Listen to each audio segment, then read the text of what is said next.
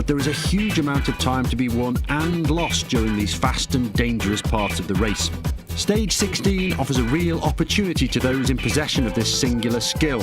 So, who might they be and what characteristics make a demon descender? Three names that spring immediately to mind are Philippe Gilbert, Fabien Cancellara and Thor Hushovd. The latter used his ability in this area to win stage 13 after being clocked at 112 kilometres an hour on the final descent into Lourdes. He could clearly be seen distributing his not inconsiderable body weight to keep maximum ground contact. You won't see a tense muscle in his body as he brakes smoothly before each bend. His vision always fixed on a point 30 to 50 metres ahead of his present position. Necessity is the mother of invention, so unsurprisingly, it's the non-climbers that are the masters of the downhill. They have to live on the absolute ragged edge in order to keep themselves in contention. So it's sprinters, classics riders, and then climbers. That is the order of descending prowess.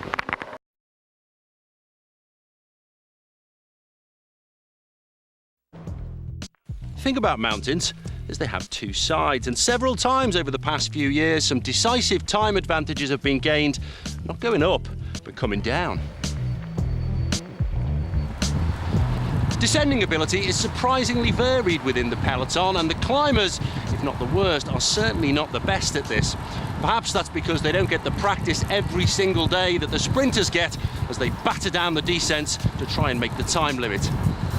On these sweeping bends, we're looking at a speed in excess of 50 miles an hour. Sean Yates, a number of years ago when he was still riding, recorded a speed approaching 70 miles an hour. This disparity amongst the riders is most apparent when several factors come together. It's a medium mountain stage, so some of the most accomplished descenders get over the top in the front group. The descent goes all the way to the finish, and perhaps most important of all, when it's wet. The consequences of getting it wrong in those conditions can be quite substantial. Ouch! Following a natural descender is a risky business, but one in which the poor descenders are forced to indulge so as not to lose precious time. When they do come a cropper, it's usually because they've failed to follow one of the 6 fundamental rules. Number 1, do the hard braking before the bend, not in it. Locking up is infinitely more recoverable in a straight line. Number 2, don't enter the apex before you can see the exit.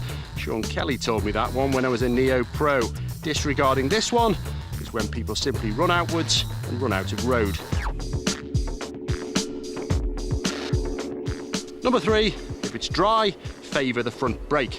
Due to inertia, the front wheel is loaded with the rider's weight under braking, so can take several times the force of the rear wheel before locking up. In contrast, the rear wheel is being unloaded as the rider's weight moves forward, so will start to skid relatively easily. This isn't necessarily a catastrophe if you obeyed Rule 1 and are travelling in a straight line. Number 4, look past the rider immediately in front of you. As far down the road as you can see, it's often possible to see a rider further down the string start to pedal as they go round a corner you'll be at in several seconds. So without being able to see the exit, you can be confident that it's fast around that bend. Although it's also possible they've just ridden into a ditch. Number 5, look where you want to be, not at what worries you, as you'll always gravitate to where you're looking. If the edge of the road is your focus, then it's where you'll probably end up. And lastly, number 6, no matter how scared you are, don't close your eyes. I used to struggle with that one. Now we're going to look at a few of the descents that we're going to do here at camp. The first one is Highway 46. It's a relatively safe, straight descent, oftentimes has a headwind. So even though you're going downhill, you'll still need to rotate through and get some rest from the people who are with you.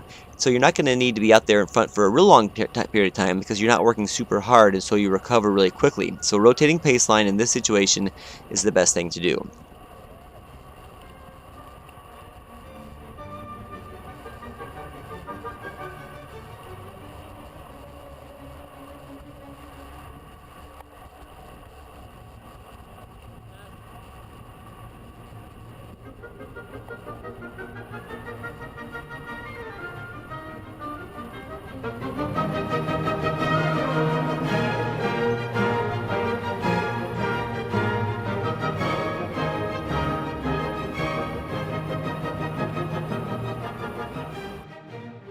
So that last clip was from 2011, and this next clip is from 2012. The same exact stretch of road, but this time we didn't have a headwind.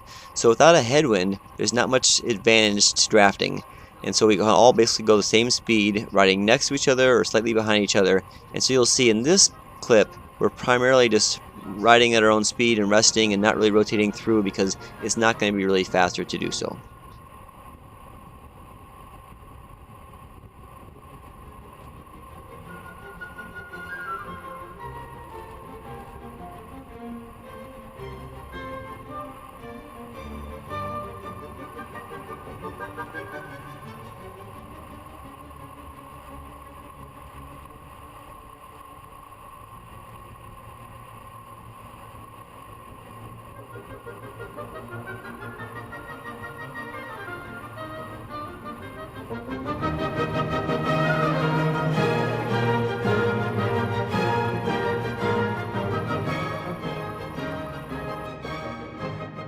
This next ascent is actually one of the first ones we'll do at camp. We'll do it on the Saturday. And it has really mild sweeping turns, but you do need to be very careful at the same time. So you can stay definitely on your own side of the road. There's no reason to cross the center line in this situation. You can see all the corners as you enter them. They open up real nicely. There's no decreasing radius turns, so you can see very well, and you can go, I mean, I can do it without hitting my brakes at all. Many of you will want to slow down a little bit, but it's a relatively safe, fun descent, a really good one to do for our first descent at camp.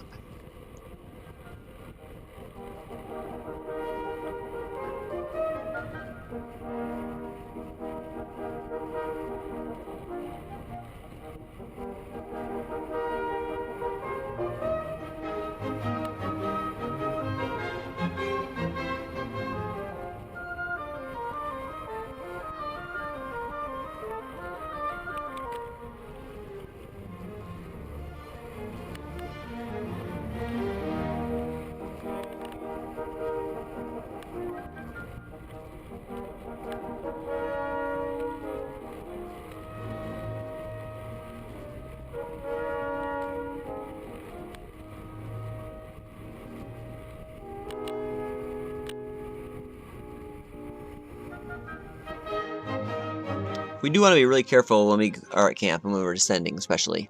And so if you see cars either coming at you or you're going to pass a car, you want to be especially careful. So one reason why you want to stay to the right side of the road, the right side of the center line, or in this case when there is no center line, just the right side of the half of the road, is because if you cannot see what's coming around the corner, it could be a car or truck and you could end up being in trouble. So you always want to make sure you can see before you go around a corner or you go around a vehicle. So paramount is safety. That's always we always want to be most careful of. Always be safe.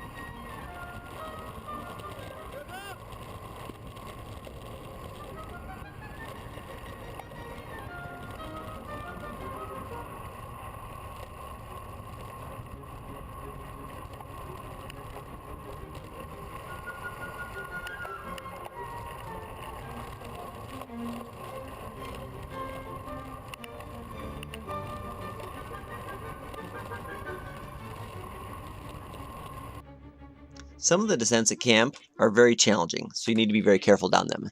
Cypress is one of the most fun descents, but it's also one of the most challenging. As you'll see here, the three corners at the top are very tight and people need to be very careful and they need to brake. You need to slow down for them. And then after that it opens up a little bit and then we have a very sharp left-hand turn. And on that left-hand turn you actually need to cross the center line and stay on the low side of the crown, because if you're on the right side of the road there, the crown will shoot you off into the dirt. And you'll see that actually a couple people do get shot off in the dirt there. Fortunately, everybody is able to slow down quickly and not get hurt. But you do need to be careful. If you're going to cross the yellow line, make sure that you can see far in advance that no cars are coming. If you can't see, don't cross the yellow line. Safety is always paramount.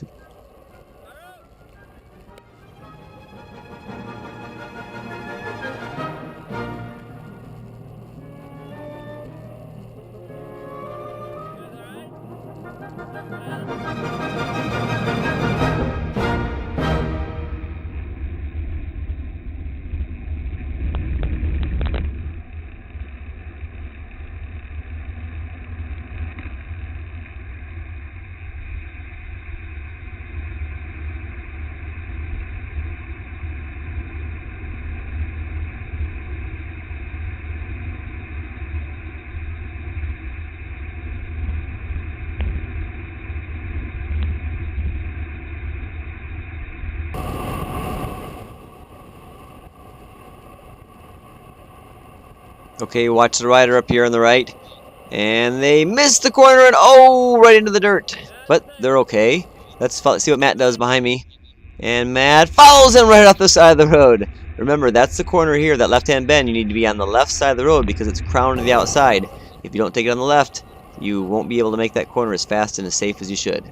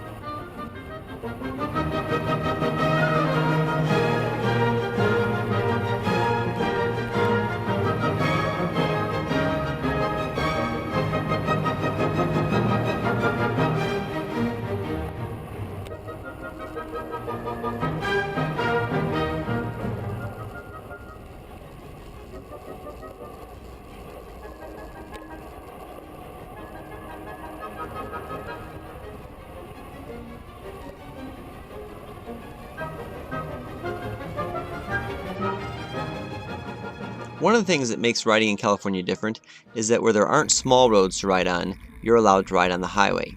So we're going to ride up what's called the grade, which is Highway 101, a couple days, and we're going to ride down the grade a couple days.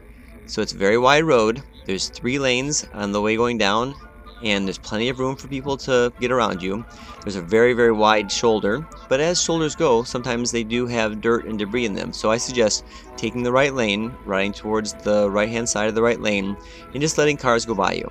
It's not dangerous, it's not a problem. This is a very fast but very straight descent. It has a few gentle bends. You can definitely go fast. I've been over 60 miles an hour on this, but generally you go around between 40 and 50 miles an hour. So if you want to go fast, you can let it loose. If you don't feel comfortable with that, you can always put your brakes on and go slower. And you'll see we go zipping by a few people who want to go slower, and a few people, Ken Dawson and Mike Seguin, are going right with me here, and we're flying down about 50 miles an hour. It's a lot of fun, so enjoy it if you want, and if not, just be careful. As always, safety is the most important thing.